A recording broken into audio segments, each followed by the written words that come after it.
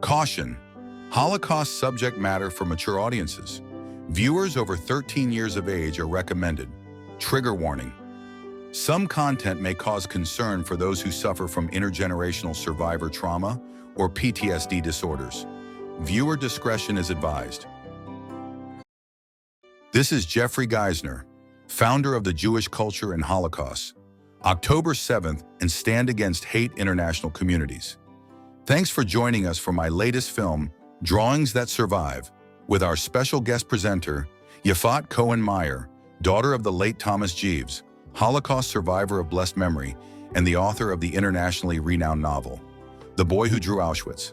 The film is free to all audiences and can be seen and shared on our YouTube channel. Thomas was one of the first Holocaust survivors, at only 15, to publish full-color illustrations of his experiences and insights from the Auschwitz-Birkenau extermination camp. Unfortunately, we lost Thomas in July 2024 at 94. Yifat continues to fulfill Thomas's ambition of providing education about the Holocaust and standing against hate. In the film, Yifat shares Thomas's most famous drawings and his recordings of the meaning behind these uniquely detailed and colorful illustrations. Along with Thomas's drawings, you'll visually tour a collection of emotive Holocaust paintings, drawings, sculpture, and illustrations from select Holocaust period artists, along with contemporary artists. Some members of our international community, a word of caution and a trigger warning. The subject matter in this film is for mature audiences of ages 13 and older. The photos, video, recordings, music, pictures, and content of this film may be disturbing to some who suffer from intergenerational survivor trauma or PTSD disorders. Please help us spread the word by subscribing to the Jewish Culture and Holocaust 10/7 YouTube channel so you will be automatically notified of the new on-demand films released weekly. Each film is created and produced by Jeffrey Geisner, founder. Please share this free on-demand film widely with your family and friends of all religions. We all must do our part to push back against Holocaust denial and stand against hate. Enjoy today's on-demand film, Drawings That Survive.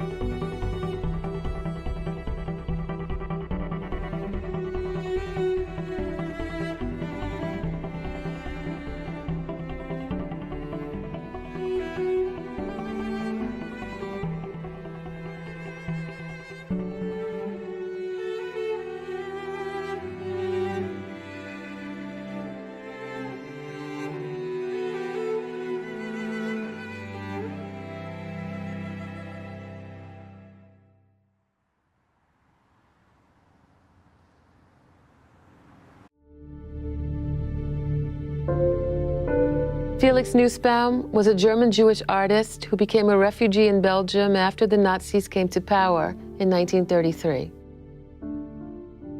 On the eve of World War II, most countries in the world refused to accept Jewish refugees.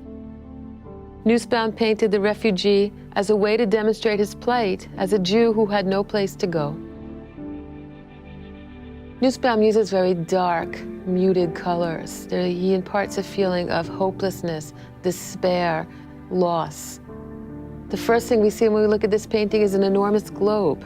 The globe is dark, it's in shadow. It gives us also a feeling of hopelessness.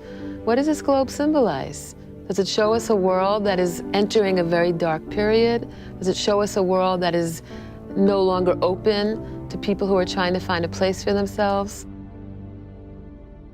The globe is sitting on a table that's shown in a very sharp, strange perspective, and the viewer's eye is taken to the very corner of this dark, morgue-like room to a figure bent over in despair. Who's the figure? Is it supposed to represent Felix Nussbaum himself, a man who no longer has a country? Does the figure represent the wandering Jew? At his feet is a stick and a bundle. Jews no longer have a place in Europe. Jews no longer have a place on the planet. As the viewer's eyes move around the canvas, they try to go out the door to the left, but this door offers no salvation as well. It's a very bleak landscape featuring trees with no leaves and very dark birds flying in the sky. We know from Jewish funerary art that a tree with no leaves on it symbolizes a life cut short.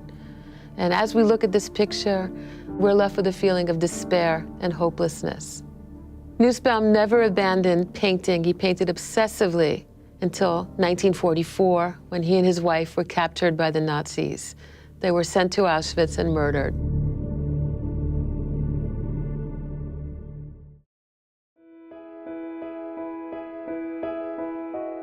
Halina Alamutsky was born in 1919 in Warsaw, Poland. Her drawings are some of the very few that survive to bear witness to the Warsaw Ghetto.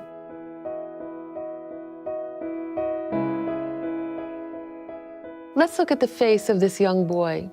He doesn't look like a healthy child. His eyes are ringed by dark lines. He's very gaunt. His clothing is the clothing of a beggar. They're patched, they're baggy. He is a child who is suffering. We have to put this drawing into its historical context. This was made in Warsaw Ghetto, and it raises questions. Why is this boy so poor? Why is he selling armbands? Why is a boy his age on the street selling armbands and not in school? We can discuss Halina's artistic choices with students. Why did she choose to draw this in such an expressive way? She doesn't want to show intimate details of this child. She doesn't want to show every eyelash. She doesn't want to put him in a context. Her idea is more to show her feelings and emotions regarding this little boy's suffering. What is she thinking about this child? What is her reaction to this child's state? And how does she express that through her strokes and lines? Halina Alamutsky died in Ashkelon, Israel in 2007.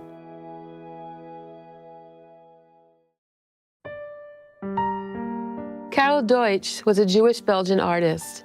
In 1941-42, in Nazi-occupied Antwerp, with the situation of the Jews worsening daily, Deutsch created a beautiful and unusual gift for his daughter Ingrid's second birthday.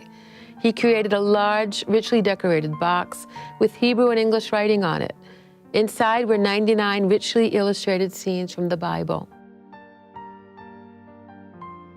The perception that Holocaust art has to be dark, grim, brooding is not always the case. There were some artists who used vivid, bright colors to express themselves. The biblical white dove that Noah sends to find land and ascertain that life can begin anew is always portrayed as a pristine white bird. Here we have something very different. We have a common pigeon. It has beautiful bright colors, especially the blue background, and it appears to be sitting on a black slate. What was the motivation for Karel Deutsch to use this pigeon? Perhaps it's a symbol that one day peace will be restored as well. This album of beautiful, colorful drawings remains a legacy of a father to a little girl. Karel Deutsch was murdered in Buchenwald in 1944. After the war, his daughter Ingrid and her grandmother, who had survived in hiding, came back to the house. Everything had been looted, taken away, except for the box.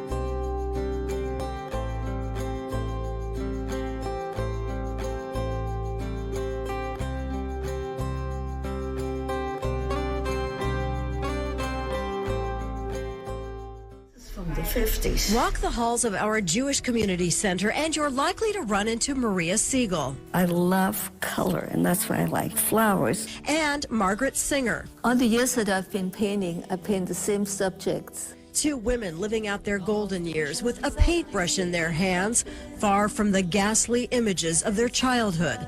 Maria was 5 when the war broke out. So when we arrived at the gates of the Warsaw Ghetto, we were all herded into the showers. Margaret's family left Germany for America when she was 17. And you know, I never thanked my father, although we loved him and we were grateful. But I don't remember ever saying thank you for saving our lives. One woman's artwork embodies flesh and barbed wire. The people walking, marching, and faces that haunt me. A portrait of Margaret's mother, shaped from layers of wood and cloth, and a sketch of family no longer alive. Maria's works embrace color, beauty, and hope. I use these vibrant colors because colors are very pleasing to me. Expressions from those who suffered, endured, and thrived. There is one thing we learned from this horrible time, that every human being is valuable.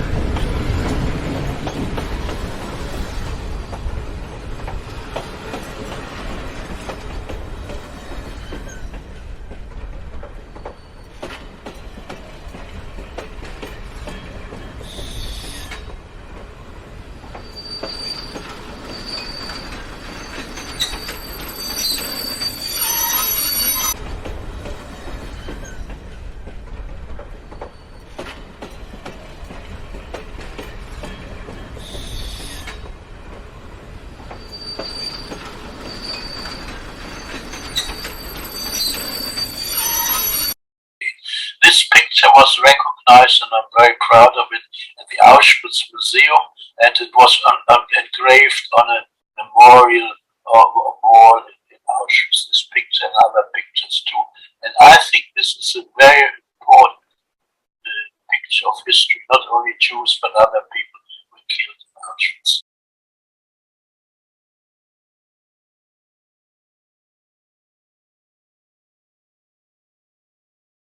So here we see Thomas' drawing of the gates of Birkenau arriving.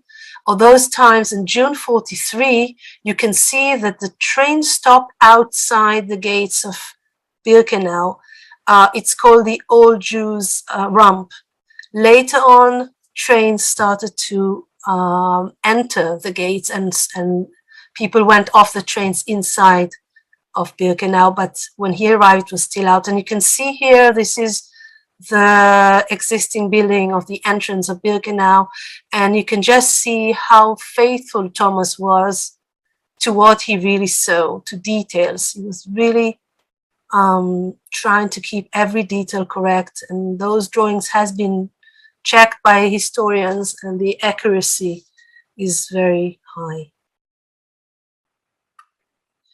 This is the first arrival drawing on the ramp, and I will let some of those drawings, you will hear Thomas explaining on his own, in his own words. I'll let Thomas be the speaker here. Picture I could ever imagine how people arrived and sorted out who is being killed the same day. Children and invalids in the middle, as you see, women from work on the top. In the middle, women and invalids, and on the bottom, men, sorted out by SS-men as they arrived. And of course, all the luggage which they brought along, as you see historically, are left in the wagons, and they never saw them again. This picture was recognized, and I'm very proud of it, at the Auschwitz Museum, and it was engraved on a memorial. Thomas called this drawing the saddest scene of modern history, and I think he's right. How people have been split to life and death at arrival. This drawing that shows us the process of becoming a prisoner. Here on the right, we see a citizen arriving. Of course, the one has been chosen to life, and go through a process of becoming a prisoner. First, they take off all their clothes. Those clothes were packed and sent back to Germany as a loot and given to people. And people got their, first they got shaved, all hair was shaved. Of course, there was a sanitary thinking behind it, but of course it was more than that. It was taking off, the first step of taking off people's identity and power and strength and dignity, taking off all their hair. That was part of the process. And then there was a disinfection. And then there were showers. And then there were the uniform. And then came the tattoo and registration. As we know, the Germans are very strict with very set, and they have everything very registered and filed, all documents. At leaving, the rush of leaving Auschwitz at January, they tried to burn all evidence, but some have been left. And you can see we have quite a lot of documents about Thomas arriving to Auschwitz. Some of them were kept. Once, it's called the bricklaying school, the Mauerschule. Maybe some of you heard of that. Not too many evidence from that stage, because that was just for the youngest. Now, the youngest at that point were usually 15 to 20, 15 to 18. Thomas was exceptionally young. He was one of the youngest probably ever been to the school. He was just 13.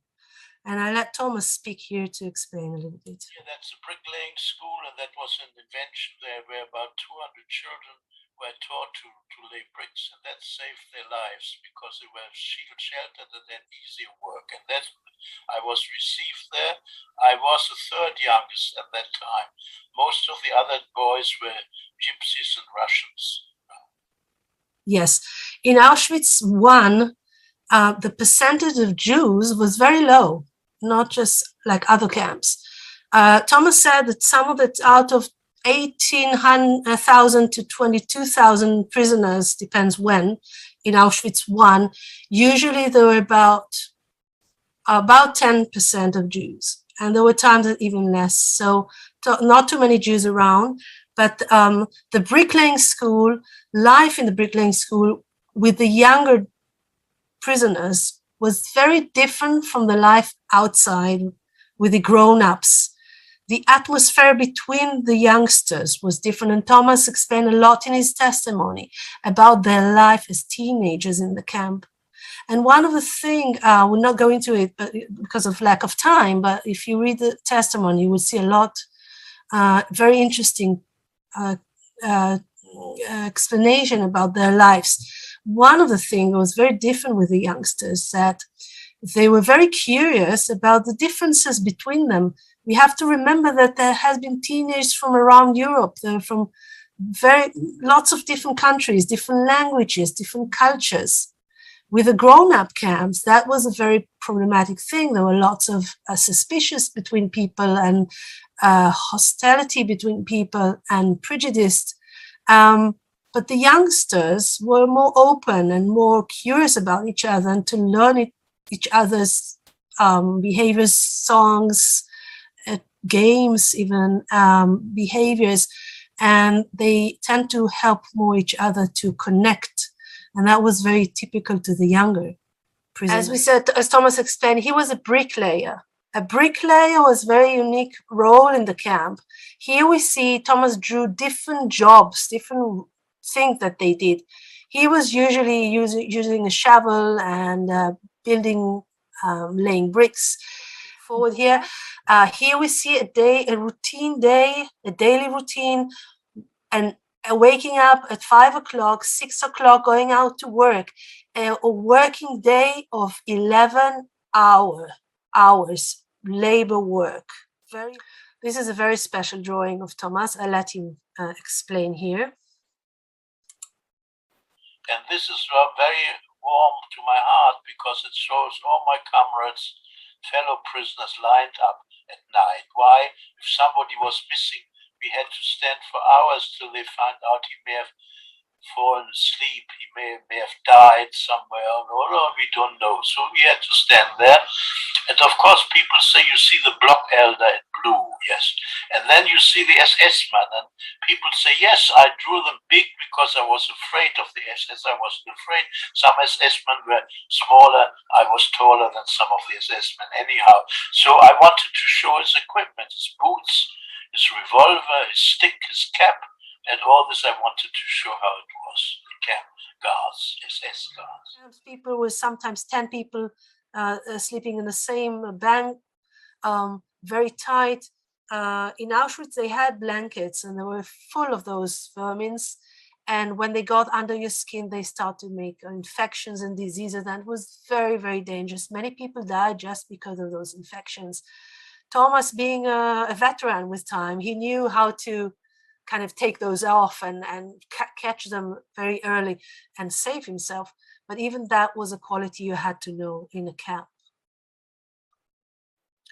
Here we see a very interesting comparison. Thomas loved those measurements and lists. He is a very technical guy up to this day. But here we see an amazing historical evidence. Thomas is comparing a list of the daily amount of food they got in Auschwitz and in Birkenau. He compared those two. And you actually see that the so little food they got in Auschwitz in 43, 44, arriving to Buchenwald in 45, toward the end of the war, the amount was even less, almost half of what they got. So there were hardly any food in those last few months. In Buchenwald was not expecting that much of prisoners that arrived, escaping towards the west. So here we see a daily amount of food, which is 350 grams of bread, 1 liter of very, very watery soup, a little bit of margarine, sometimes a spoon of jam, a bit of sausage. That was they were living. And as Thomas said, people were not expected to live over 3 to 6 months, and they were too weak, sent to their death and exchanged by other new prisoners that kept on coming all the way through. Very dangerous times. So let Thomas explain here. And this is the most dangerous situation. Twice a year they had a selection to, and that didn't matter there whether we are Jewish, Gypsy, Russian, or Christian German, or Polish Christian. Didn't matter what origin you were, you had to run naked. And now it's very interesting historical.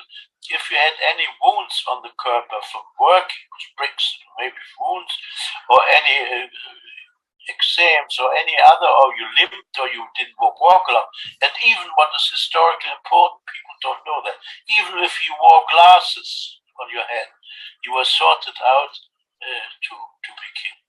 And here, as you see, these people don't walk home, they run home because they're afraid the SS man may open the door and says, "You little guy, come back again, how old are you?" They could do that.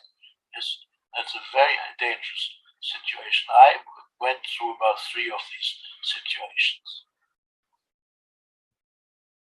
Yeah, there was one very touching story from Thomas. He tells there were the newcomers, they had no idea what it's about, so they all the older one, the veterans, the people who were veterans by that point, they helped the newcomers to understand, you know, don't limp and take off this and that, and try to help them take off your glasses and things like that, that they might help them to survive this procedure of selection. This is a very powerful drawing. Thomas drew the main dangers and horrors of the camp.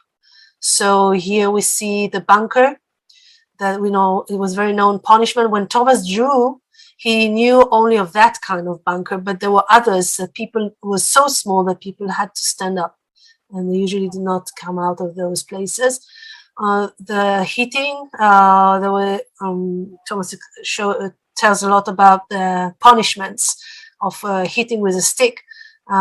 If you get like 25, you might survive, but if you get 50 or 100, usually you don't survive these. The disease, of course, there was a hospital there. Being a Jew, there was not much chance that you get to a hospital and live through it, but he was actually hospitalized twice. And we think people helped him out there and might even hid his identity to survive the hospital. Crematorium, of course, that everyone knew that where the end of the road is there, sometimes because you just perished, and sometimes they were just sent there for different reasons. Here we see Thomas. First, he had a good knowledge of languages. He was catching quite a lot. He knew German, and he knew English, and he knew Polish, and he knew a bit of Russian, and he kind of communicated a lot with people. But he was also very friendly and he treated everyone as human beings. He didn't mind who they were and what their history was. And that allowed him to get friendly with many kind of people and many characters and many people from different nations. But one of the things that makes this testimony is unique, that Thomas, he says, I was like a journalist. He felt like he was a journalist that explains everything he saw. He did not talk about his own private life only, that it is there, but he looked around him. He paid attention to everyone and everything. So in his testimony, you can see the story of many different people from different cultures and countries. And here we see an example of 2 cultures that he paid attention to. One was the Gypsies. Thomas was very fond with the Gypsies. He already knew Gypsies from Berlin, and they were very close clans, but they funded him as well. So they shared a lot with him. There are lots of conversation in his book, talking to different people, and the Gypsies shared their secrets and unique lives as well, and thoughts. And here we see the families of Gypsies arriving. They were first in Birkenau, and they were arriving to Auschwitz I, and Thomas drew that day when they arrived. And here we see the Jehovah Witness. They used to be called the investigator of the Bible. And the women there were very loyal to their masters, and they were held, many of them, to be house workers, helping the SS officers.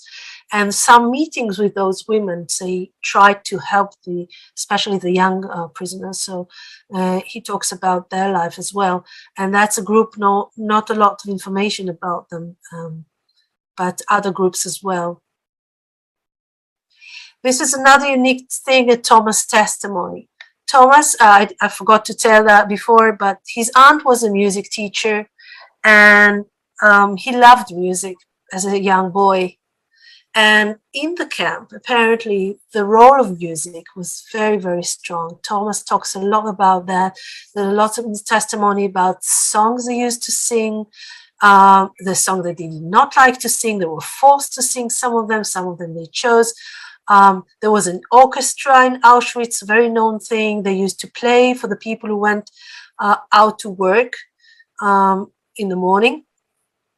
Thomas did not see them, did not remember all this drawing was made later on at his recovery in Switzerland, because he wanted to open an encyclopedia and look for the different instruments so he can draw them well. That's how he was, what he really wanted to be accurate. So he looked for those instruments, but he heard the music later on in Birkenau. In the Buchenwald, there was a choir of prisoners and other things. So the role of music was very powerful. Here we see one song. Thomas talked about the Moorsoldaten, the Mule soldiers, very known song, a very powerful song that they loved to sing because it kept their spirits up. And in the testimony, there's a lot about the role of music. One of the things Thomas says, that when they heard the music, they all felt equal. Music did not have boundaries. Music did not have limitations. And on Sundays, the orchestra was playing to the families of the SS on the other side of the fence. But the prisoners heard the music as well. And it helped them to dream on and feeling normal for a moment, hearing that music. And of course, the orchestra sometimes kept a very certain music to keep the morale up. Here we see how, to remind us, Thomas went through very mature life in the camp, but he was still a boy. And after liberation, one of his sketches was the ABC of an Auschwitzer, the words that follow his life, these 22 months in camps. Words like appel, block, capo, number, offense, and so and so. I know, Jeffrey, that you funded this educational idea, your project here, and you explained, that one of the ideas behind it is the education. And Thomas' testimony is one of a very special testimony that can appeal to the younger generation.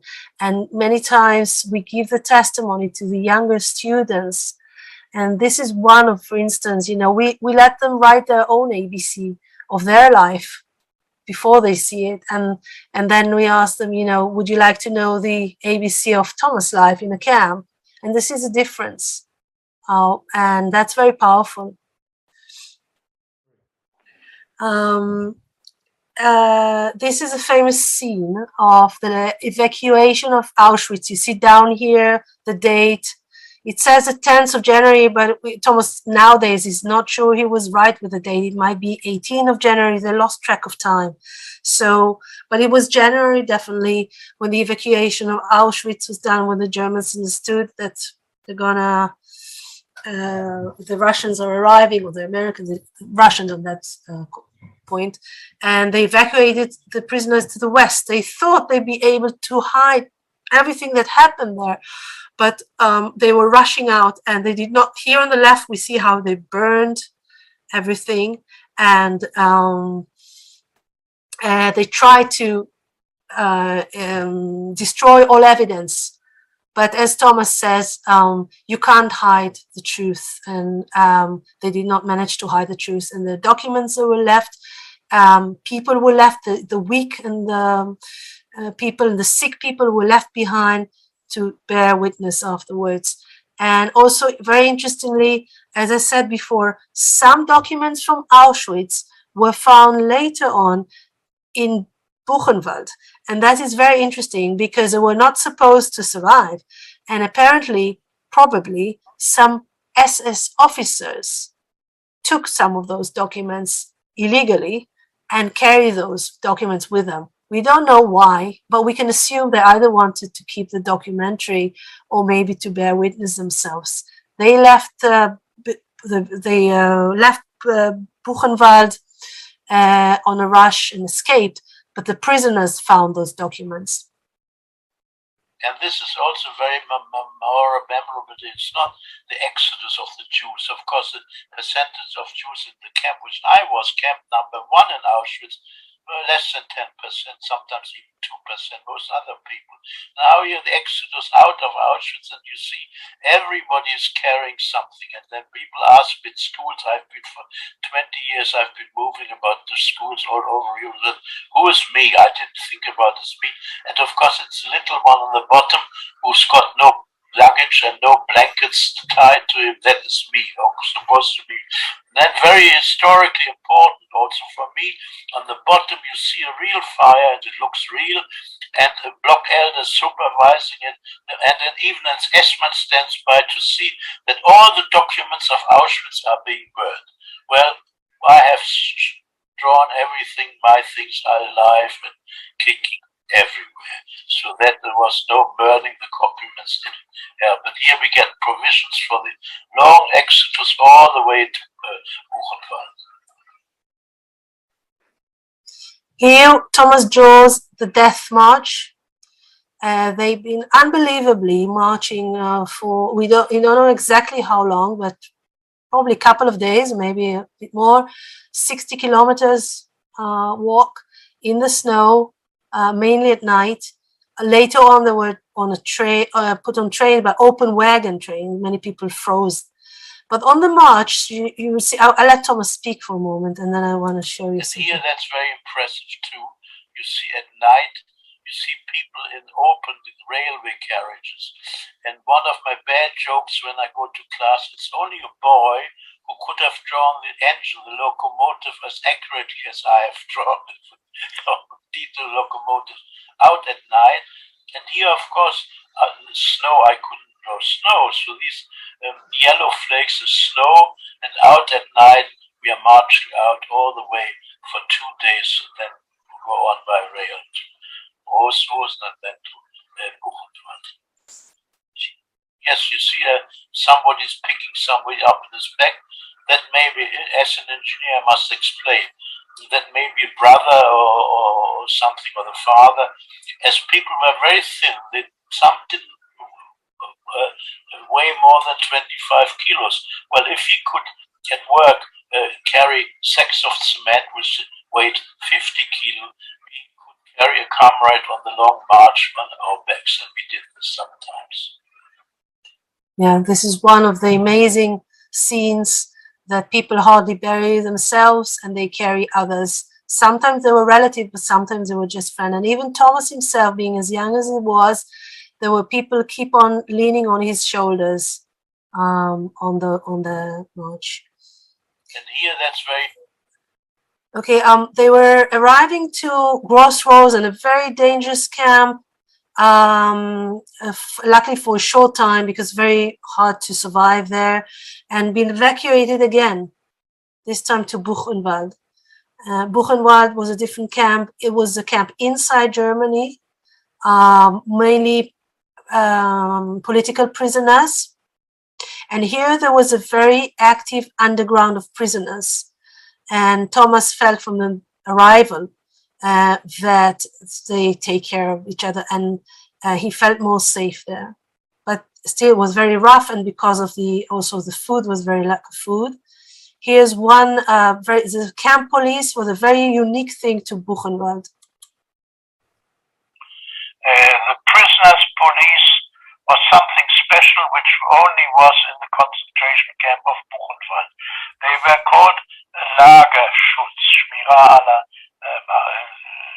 Lagerschutz, that means something protecting the camp. And that was a very special institution because it had reasons. Buchenwald was a very big camp, large camp, and at night they wanted to protect the prisoners from each other and protect the different storerooms from being robbed and stolen. So at night they had large patrols of this police, camp police, and that was very unique. And they helped the underground for information, and in the uprising they were also very active, and that was a very special force, unique for Buchenwald.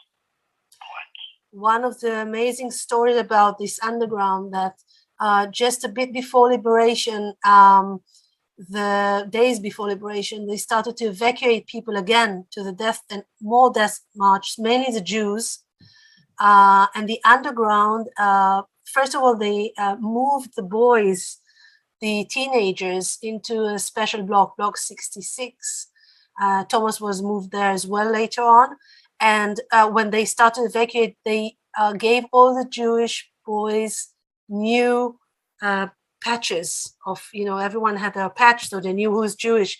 They changed, the underground brought that block, the block elder, a pile of new patches, and they changed all the boys. So no one knew who was Jewish. And they saved lots of the youngest lives, including Thomas. And he was also hiding. And the underground really helped them there.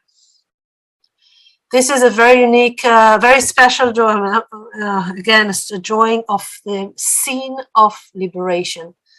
I'll let Thomas speak. This is one of the last drawings. And here the famous scene, historic scenes, liberation of Buchenwald, and there are 6 different versions of the liberation, and only one is true. The moment the 3 American tanks on the left with the American flag very historically drawn, they actually came on this side of the camp. That's the main entrance of the camp. There was a revolt, and we had 200 people with arms, and we stormed the camp. We drew out the camp guards. And my own theory of the liberation is completely different to official ones. We had, as you see on top, we had captured 1 machine gun that was hidden. For 1 year, it was hidden under the floor. And when we started shooting with a machine gun, I reckon that the guards thought the Americans are shooting inside. They never figured out that the prisoners have a machine gun. So they thought the Americans have arrived inside the camp, and most of them fled. That was a real story of the liberation. As you see, these men here, an SS man with his arms up, another arm also arms up. He tried to hide himself by putting blue prisoners through. And they said, take off your jacket. And there he had SS uniform. And some of it only had whips. They didn't have all rifles. And as you see, very accurately, the rifle, I'm very proud of. You see, the rifle is aimed exactly onto the man, and he's shaking the rifle. It's a very historic picture. There were different versions of the liberation of Buchenwald, and many years it mistakenly was said that it was liberated by the Americans. But actually the Americans went through Buchenwald, but they were not exactly understanding what's going on there. And the moment of liberation was actually self-liberated by the underground. There's a very interesting guy named Georges Buchemins. He wrote a whole book last year. It's been in French, but it's going to be in English soon, just about the day of liberation. Amazing things happen on that day from the outside forces, different allied forces, and from the inside forces, inside underground. Amazing human story, what happened there. So you can read more in the testimony. Indeed. That is a day after, a few hours after, depends where in the camps, but the American arrived a bit later. And here Thomas is drawing how they actually entered the the camp and saw all the horrors of that camp. And they brought cameras. They understood that they have to document everything. And they had missions coming of civilians and officers from America, and they filmed everything. And the prisoners took them around and explained to them what's happening in the camp. And it was very well documented after liberation. But Thomas show us here how the American soldier was so different from the German soldiers, being so free and smoking and friendly and talkative, and just the opposite, freeing everyone. And here is the last scene we chose to this display. There are over 80 drawings, but here we see a very important role. The last roll call in Buchenwald, they call it the roll call of nation.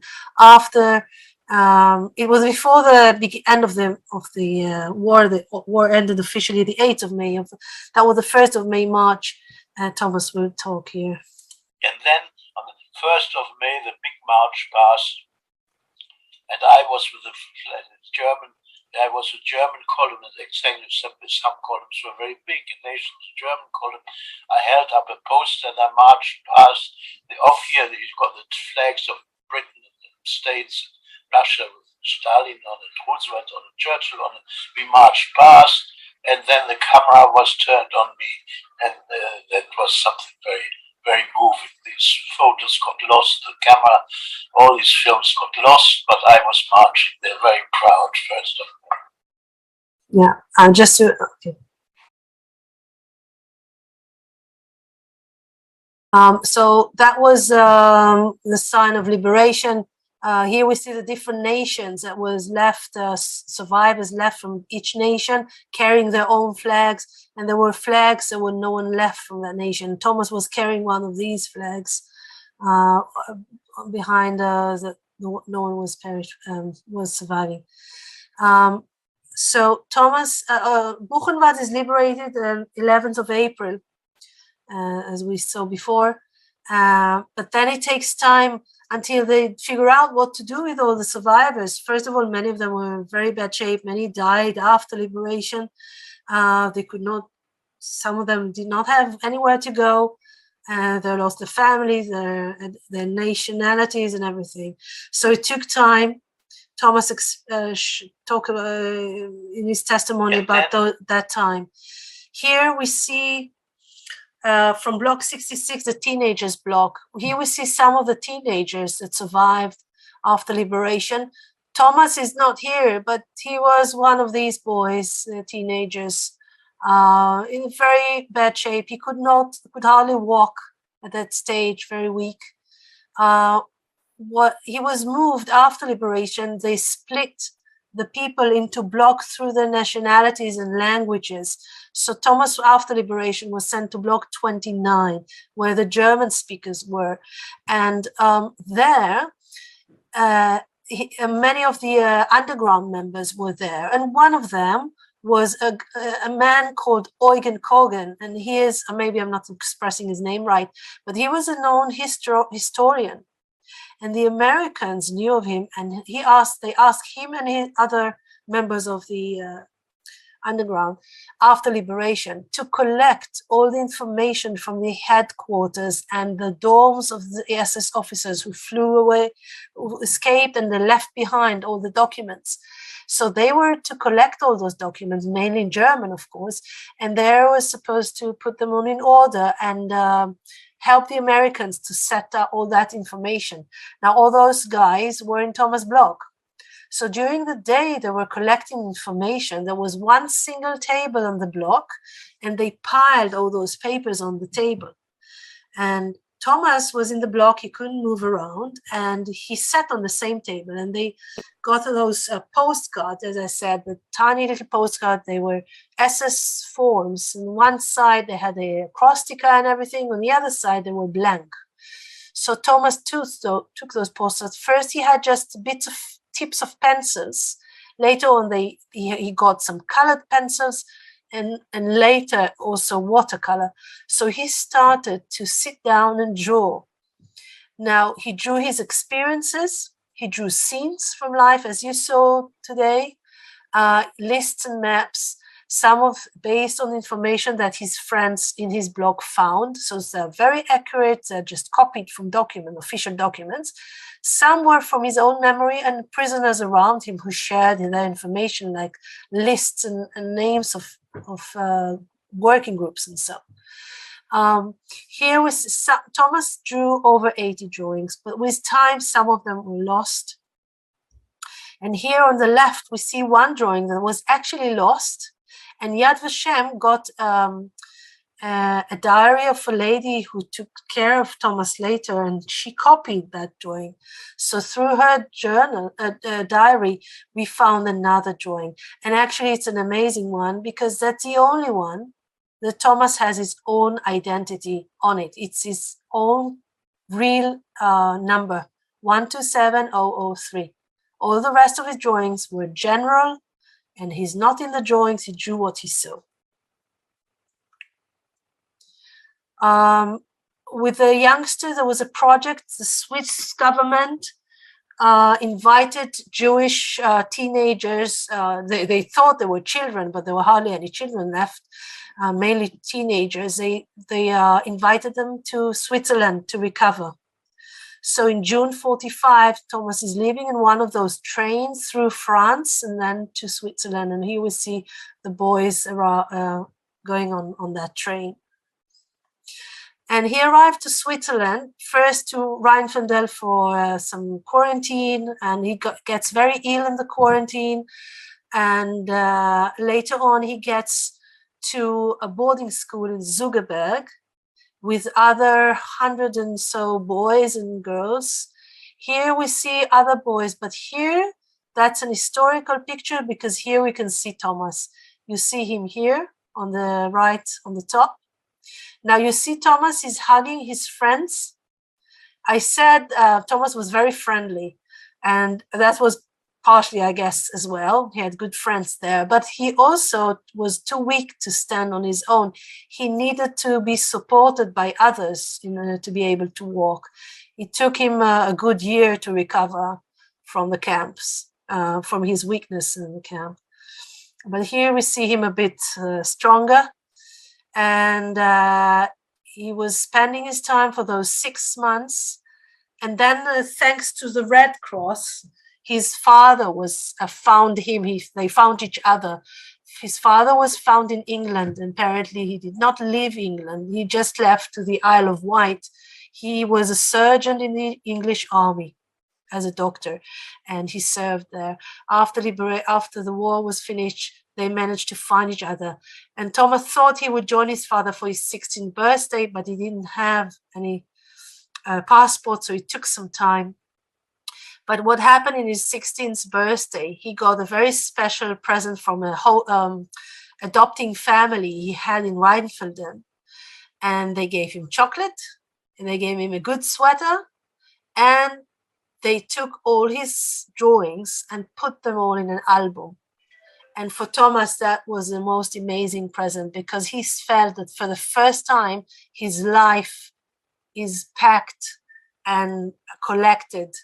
And he has a first possession of his own drawings. In November, he joins his father in London. He becomes an English guy.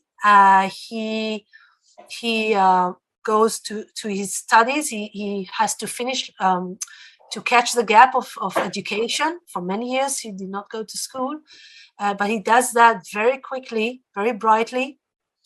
In 1946, the first time a journalist paid attention to his drawings, and he asked him to write a few words about each drawing, and they make an article about him in the English newspaper. By that time, Thomas is still having his birth name. I did not mention it, but Thomas Jeeves is a pseudonym. He gave himself this pseudonym in 1946, the first time he was interviewed to a journal.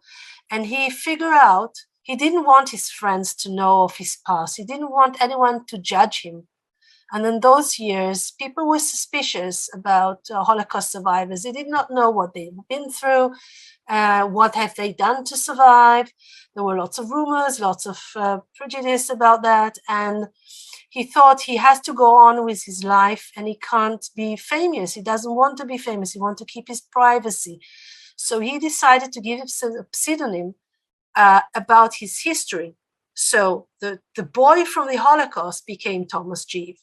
Thomas Jeeve is very much of Thomas' identity up to this day because that he was just 16.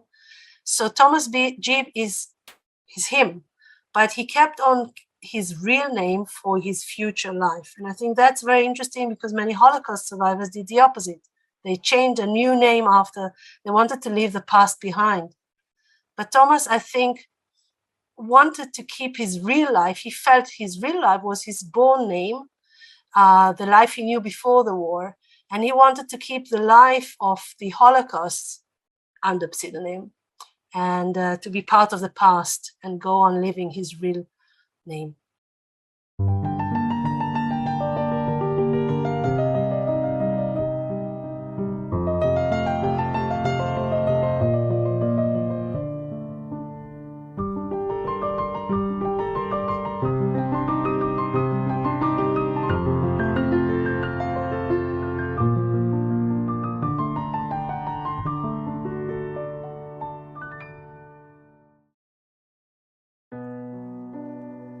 This stuff, and his aunt, and I found lots of photographs, old photographs, and lots of different kinds of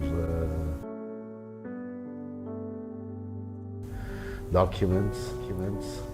I took some of those photographs, about 8 or 10 photographs, and I took all those letters, and I reproduced those letters on paper, and I tore this paper into little bits, and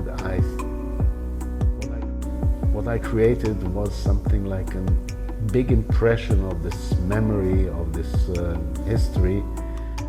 For me, when I came here last summer, its color is changing from the light to the really utter dark, and for me it was so very touching to also see the handwriting of your grandmother and her sister, and to see this all transformed, and also to have your own personal work in it as you had transformed those memories. What is a memory? A memory is the attitude you have or create in yourself to something that happened in the past. It's not the past, it's not the chronological past, but it's the overall picture you get of a past, of many things that happened, and create one picture which is your attitude towards this past. I also totally agree with you that memory is not linear or chronological, it is image driven, and I think that is what you capture here with this triptych the best.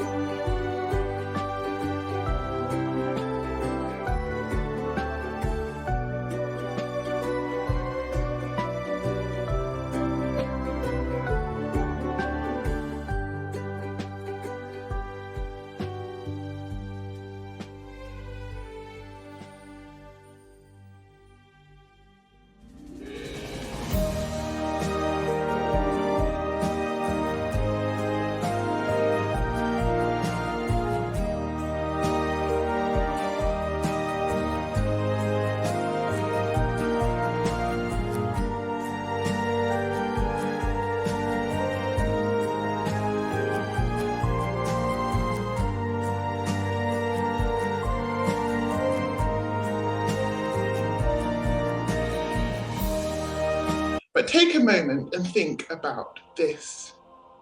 What do you see? What do you think the red figure in the middle represents? And how about the sea of faces that surround it? What does this artwork mean to you at first glance? And how about now, as I have zoomed out? What is this box-like structure meant to be? Well, before we answer all of those questions, it might first of all help to know the artist behind the painting. This is Leon Greenman. Perhaps you'd recognize him if you have been to the museum before, as our Holocaust gallery is centered around his testimony. Leon painted this image. Now, Leon was a British citizen, but grew up in Rotterdam in Holland. He was also a very creative man. When he left school, he became a hairdresser, but he also enjoyed singing, giving many performances around Rotterdam. It was at one of these singing events that he met Esther Van Dam, commonly known as Elsa. Elsa was also a British citizen with Dutch family. She lived in London in Golders Green. Now, Leon moved back to London to start dating Elsa, and they were eventually married on the 9th of June, 1935, in Stepney Green Synagogue. Leon and Elsa were living in Rotterdam when the Second World War broke out in September 1939. Their son Barney was born on the 17th of March 1940. Barney was registered as a British citizen at the consulate in Holland. When the Nazis occupied Holland in May 1940, Leon had given his family's British identity documents to friends for safekeeping. However, the friends eventually became fearful of being punished by the Nazis and destroyed the only proof of the Greenman's British identity. The family was taken out of their home on October the 8th, 1942, and taken to Westerbork transit camp. At Westerbork, the family was waiting for documents which would prove their British citizenship in order to have their names removed from the deportation list. However, the documents arrived too late, and Kurt Schlesinger, the German Jewish camp administrator, refused to remove their names from the list. Unable to prove their British nationality, they were sent to Auschwitz-Birkenau, where Elsa and Barney were murdered. So, let's look at this image again, this painting. What do you see now? This is an image painted by Leon Greenman of his wife and child. Elsa would make her own clothes. She was known for it. And from thick red curtains, she made an outfit for herself and one for Barney. This is what they wore to Auschwitz-Birkenau.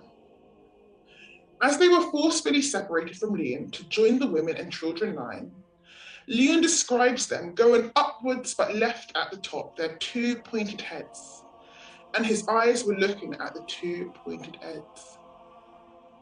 I could see Elsa clearly, he says, for she was wearing a thick red cape over her head and shoulders to keep her warm. She gestured a kiss to me with her hand partly holding up Barney so that I could see him also. This was the last time he ever saw them again. Many of us will be familiar with photographs of and from camps, death camps, concentration camps, transit camps, and more. Photographs that document the atrocities carried out there. Photographs that show Jewish prisoners being separated from loved ones, many to be sent to death camps. Whilst these photographs are extremely important in recording what took place, they are often taken from the perspective of the perpetrator. Now, through this painting, Leon shares his memories and documents the scenes from the perspective of a Jewish individual. He is actively choosing to record this moment from his life, sharing it from his perspective. Art, this art, is very powerful in conveying emotions and experiences. Through this painting, Leon has drawn the numerous faces of women and children packed together. It is a sea of faces at the front. We can see the details in the experiences. As the faces stretch back, they almost fade into one another. The difficulty of trying to find a loved one amongst so many is emphasized. There is a very real sense that we are looking at the memory of someone who was there. As opposed to a photograph which shows the whole scene in equal detail, this painting focuses on the faces nearer the front, the action taking place. There is an awareness of what is going on beyond this. This way, we can be aware of what is happening in our peripheral vision. But this is not where our attention is focused. We are looking at what Leon remembers looking at. Once again, through art, we can remember the Holocaust through the perspective of a Jewish man. Now, Leon painted many scenes depicting his memory of the Holocaust, difficult memories that stayed with him years after liberation. But not only did he paint artwork, but he created artwork in many different mediums and forms. Let's briefly take a look at another one of Leon's artworks, this time sculpture. Now, this model shows the upper body of an Auschwitz prisoner leaning on a small brick wall. It was created by Leon Greenman himself. The loose bricks suggest that he is probably working on that wall. Work in the camps differed depending on which camp the prisoner was in, but heavy physical work such as construction was common in almost every camp. The model is wearing the typical blue and white striped uniform of prisoners. Upon arrival, these prisoners would be stripped of their own civilian clothing and were forced to wear a uniform. The belongings of the deported were sorted and either used within the camp or sold in Germany. Take a look at this sculpture. What do you see? Now, Leon Greenman made this model from experience, from his memory. He made this when he was in hospital, suffering from depression. Whilst the liberation of the camps occurred over 75 years ago, this model reminds us, I should say, that suffering did not end at this date. It was a long journey to try to rebuild lives. For Leon, after liberation, he tried to find his wife and son only to discover that they had both been murdered in the death camps. On the train on which Leon was deported to Auschwitz were 700 people, and just 2 survived, including Leon himself. He had survived, but the memories would stay with him. As we can see through this sculpture, art is also powerful in allowing individuals like Leon to express their trauma. Drawing, painting, sculpting are all means of expressing grief without needing to use words. Perhaps Leon used his artwork at that difficult time in hospital to provide an outlet for the grief and loss he was experiencing.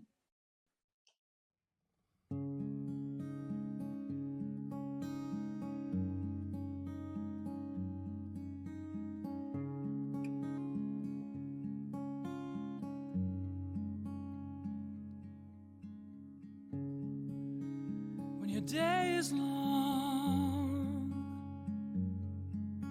and the night is yours alone,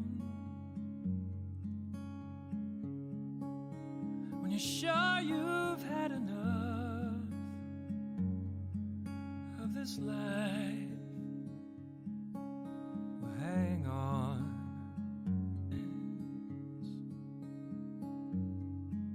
Sometimes everything is wrong. Now it's time to sing along when your day is night alone.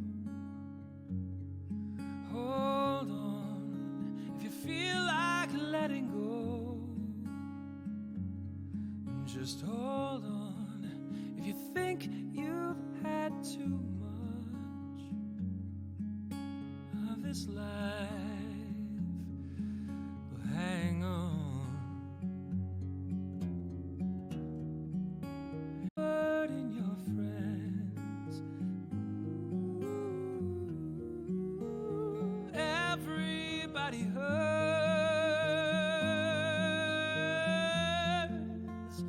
Don't throw your hand. No,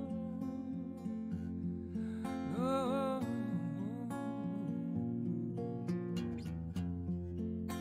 Don't throw your head if you feel like you're alone. No, no, no, not alone.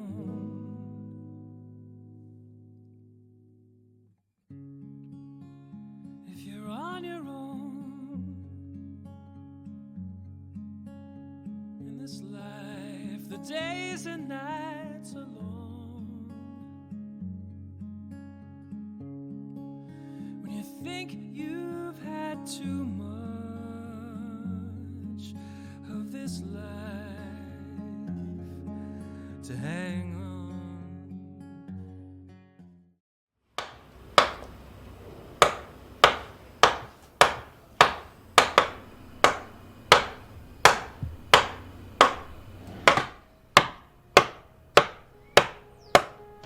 Je cherche à l'intérieur de cette matière, je cherche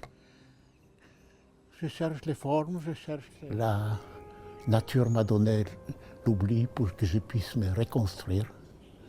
Et quand la mémoire commence à revenir, je commence à faire la sculpture. Et ça veut dire l'art est devenu le relais et qui me permet de vivre et qui est devenu tout l'essence de ma vie. Voilà un chariot de la mort que tous les maillons ont mis un kilo d'eau dans la bouche et on ouvre la cérémonie de pendaison à grosse. Une petite partie, je témoigne mon passage dans l'enfer nazi, mais tout le reste, c'est un hymne à la vie. Car j'aime la vie, j'aime l'être humain et je crois à l'homme.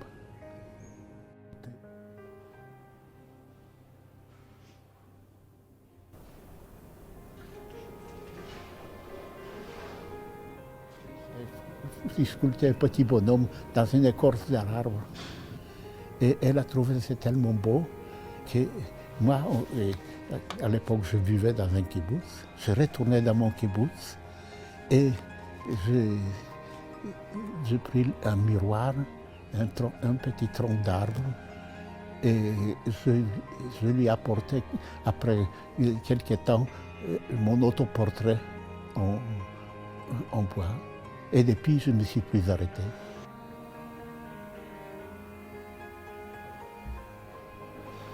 Et j'espère que mes pierres, mes bois, mes monuments sont là pour avertir l'homme que l'homme garde sa humanité et qu'il ne devient pas l'ennemi de l'être humain.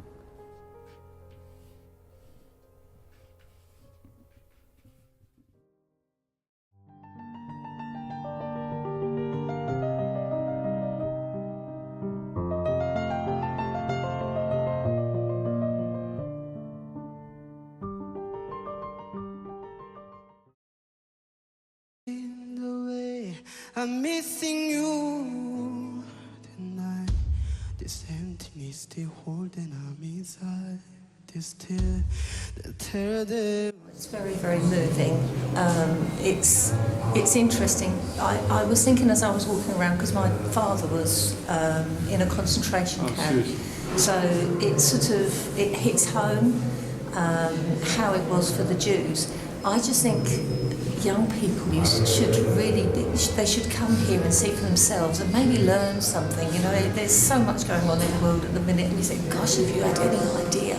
It's so, I could cry right now this minute. It's really moving.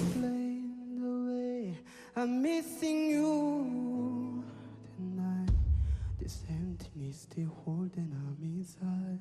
This tear that tell them a story. You told me not to cry when you were gone, but the feelings overwhelming and my soul is strong. Can I live by your side? Oh, next to you,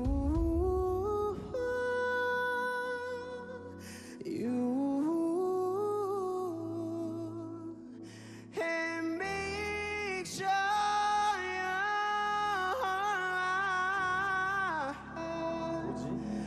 take care of you.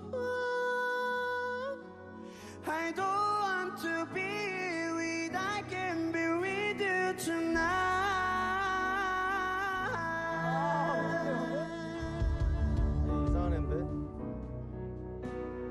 Lay me down tonight. Lay me by your side. Lay me down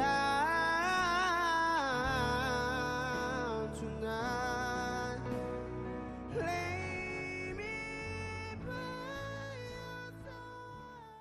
Und das ist, wie man sagt, der ganze Witz von diesem Bild ist der Aleph. Das hebt ihn, er kann nicht raus von dem, das verfolgt ihn. Und das ist mein Zustand. Ich bin einigermaßen bin ich noch geheilt, aber ich bin physisch geheilt, kann man sagen, aber psychisch tut mich das verfolgen ein Leben lang. Und daraufhin habe ich mich erst nach meiner Pensionierung habe ich mich weggesetzt und ich habe begonnen, Bilder zu machen. Über den Holocaust habe ich im Ganzen 3 Bilder gemacht. Genau das war ein Freitag, der 1. September 1939 hat der Krieg ausgebrochen. Freitag. Am Montag waren schon die Deutschen da. Am 4. September haben die Deutschen schon diese Stadt besetzt. Sosnowiec liegt, bis zur deutschen Grenze sind es vielleicht 12 oder 14 Kilometer. Nicht? Am Sonntag haben wir noch gesehen, wie die polnische Armee hat sich zurückgezogen. Und am Montag haben die Deutschen das besetzt, ungefähr 2 Uhr. Man hat die Juden zusammengetrieben, 13 erschossen und hinter den Deutschen ist gekommen die sogenannten Volksdeutschen und die haben da eine Art Pogrom gemacht. Sie haben die Schaufenster eingeschlagen und alles von den Schaufenstern ausrabiert, oder wie sagt man? Ausgeraubt, ja. Während dieser Razzia haben sie mich und meinen Bruder, den jüngeren Bruder, wir wurden dann verhaftet und in so eine Art Durchgangslage sind wir gekommen und dort hat man uns untersucht, ob wir arbeitsfähig sind. Und ich wurde befunden für kräftig genug. Ich war damals 16 Jahre alt und einige Monate. Und von dem Moment, vom 26. Mai 1941, bin ich gewesen in 9 Arbeitslager, also 8 Arbeitslager und das 9. war ein KZ. In dem KZ-Lager habe ich bekommen die Nummer. Meine Nummer war 19.037, also 19037. Das war meine Nummer. Von dem Moment bin ich nicht mehr ein Mensch gewesen. Ich bin nur noch eine Nummer geworden. Ich war zugeteilt einem Kommando, das hat man genannt, eine Arbeitsgruppe, hat man genannt ein Kommando. Wir haben Eisenbahnschienen verlegt, zwar richtige Eisenbahnschienen.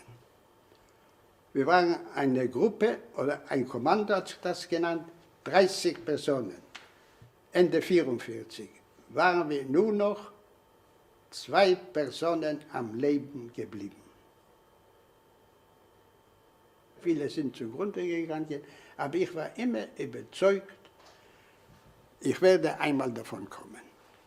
Das letzte Lager, das KZ-Lager Kittlitz-Streben, wurde am 9. Februar aufgelöst. Wir haben schon gehört, die Kanonen donnern, die russischen Kanonen haben wir schon gehört im Lager. Am 9. Februar sind wir aufgestanden, etwa um 5 Uhr am Morgen, war Appell, und wir waren in dem Lager knappe 2000, da wurden 1200 und ich glaube 24, also 1220 wurden ausgesucht, um das Lager zu verlassen. 1945 war die Befreiung. Dann wurde serviert, eine Stunde später, ich glaube die Befreiung war zwischen 1 und 2, irgend sowas. Eine Riesensuppe. Eine Suppe, wenn man den Löffel reingestellt hat, ist es stehen geblieben. Das war Fleisch und Speck und Kartoffeln. Es war voll. Wir haben das, während den ganzen Jahren haben wir das nicht gesehen. Und ich esse die Suppe auf, nicht ich esse sie auf, ich habe sie runtergeschlungen. Ich habe mich beschissen von oben bis unten. Beschissen, bekackt, sagt man auf Jiddisch. Und die Leute haben mir gesagt, geh raus, geh raus. Und ich habe mich ausgezogen, fast nackt. Ich bin gelegen, vor der Baracke bin ich gelegen, weil ich konnte nicht mehr stehen. Und dann 2 Sanitäter haben mich reingetragen, nicht? Im Lazarett. Und dort habe ich bekommen, 8-mal im Tag zu essen, aber nur einen Löffel. Nicht mehr wie einen Löffel. Trinken konnte man, wie viel man wollte. Aber nur ein Esslöffel, nichts mehr. Aber 8-mal im Tag. Und ich bin zuerst gekommen nach Davos. Das war Juli 1947. Da haben mich Schweizer Ärzte einigermaßen hergestellt. Meine Lunge war beschädigt. Aber ungefähr 4 Jahre war ich da. Am 1. Mai 1949 hat er mich entlassen und ins Zivilleben geschickt. Die Kabbala sagt so, die Bedeutung der 22 hebräischen Buchstaben. Die ersten 3 Buchstaben, das sind diese da. Aleph, Luft, Mayim, Wasser, Shemesh, Wärme oder Sonne. Das braucht man zum Leben.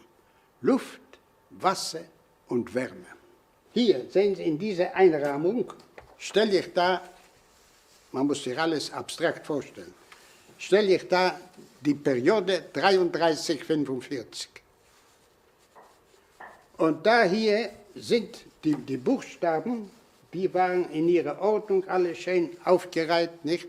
Nach A, B, C und so weiter, nicht? Und mit dem System, mit dem Sturz, stelle ich da das Chaos, das in dieser Zeit herrschte. Die Ordnung ist zusammengebrochen, zusammengefallen. Es hat keine Ordnung mehr gegeben. Und in dem Sturz, in dieser Unordnung, haben sich die 7 Buchstaben haben sich gedreht, umgekehrt. Statt so geworden. Ich behaupte, jeder Mensch soll eine Spur hinterlassen. Und ich habe mich weggesetzt mit 65 Jahren, am Tag darauf nach meiner Pensionierung, habe ich begonnen zu arbeiten und habe über 20 Jahre an Bildern gearbeitet. Das war meine Therapie. Therapie war das für mich. Ich konnte irgendwie,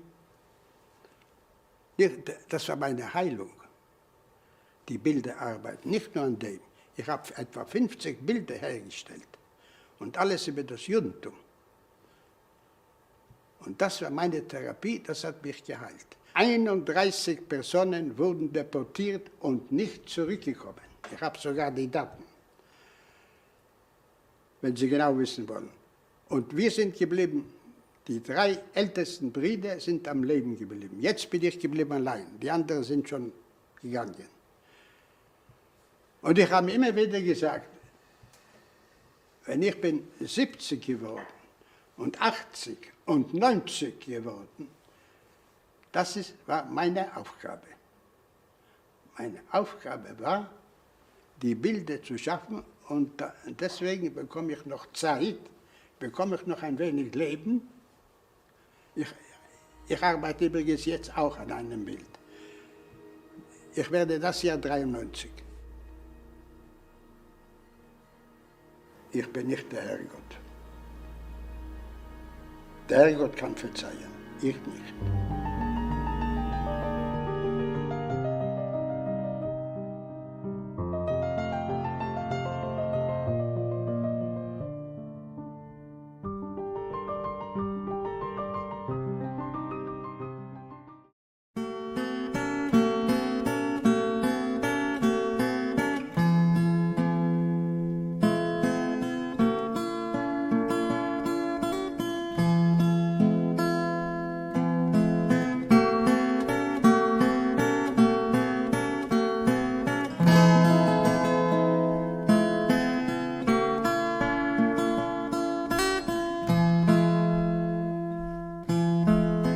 It was, and what a time it was, a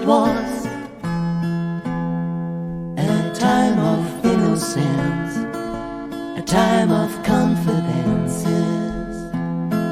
Long ago it must be, I have a photograph, preserve your memories,